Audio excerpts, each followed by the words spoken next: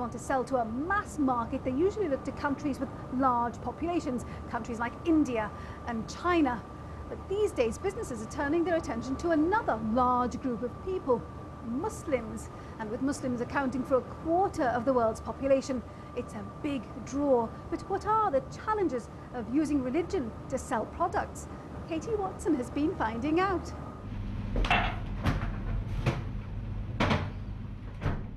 Sharif is a young Egyptian living in Dubai. He's a practicing Muslim, but for him, Islam is more than just a religion, it's a way of life. I think on average, if you look at the Muslim world, that people are really influenced by Islam, and it does concern them, even if they're not really strict religious followers. So for me personally, for example, I am concerned with the major pillars of Islam, like praying and fasting and giving money to the poor, etc. And I think it does really influence my decisions on a day-to-day basis. Marketing experts are starting to listen to the likes of Sharif. Countries with big populations such as China and India hold great power, but companies are also putting their efforts into selling their products to the 1.5 billion Muslims living around the world. When talking about products that appeal to the Muslim community, two words that are often used are Sharia and halal. Put simply, Sharia law is Muslim law. It's a guide to the way Muslims lead their lives. And if a product is halal, it's okay for Muslims to consume because its standards comply with that of Sharia law. Take, for example, meat, which is a very popular halal product. It's often labelled to show that an animal has been slaughtered to a Muslim standard. But to make a product truly halal-friendly or Sharia-friendly, it takes much more than just labelling. The halal market is worth about $2.1 trillion, and it's growing at $500 million a year. Companies wanting a piece of that have to understand how Muslims live their daily lives.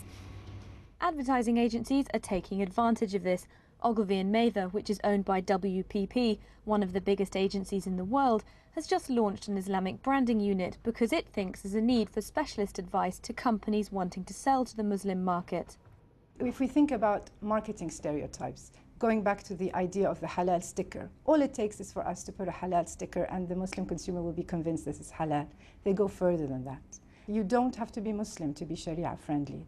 As long as you demonstrate values through your actions, through your communication, through the way you behave, through your initiatives that are in line with Sharia values, you will get to the heart of the Muslim consumer. Winning the loyalty of the Muslim consumer is the challenge. One way of doing this is to make products locally and employ people in the community. Unilever's Lipton tea has been in the region for more than 70 years and has built up a reputation that Muslims are familiar with. But companies selling cosmetics and personal care have a harder time selling their products. Where there's a possibility of really treading in dangerous waters in terms of attraction and the mating game, this is, I think, where we need to have much more insight on how we could show this without really violating any of the cultural sensitivities. One way to get around cultural issues is to make different adverts for regional audiences. This deodorant advert focuses on the smell of the product in the Middle East. In Europe, the advert is about sexual attraction.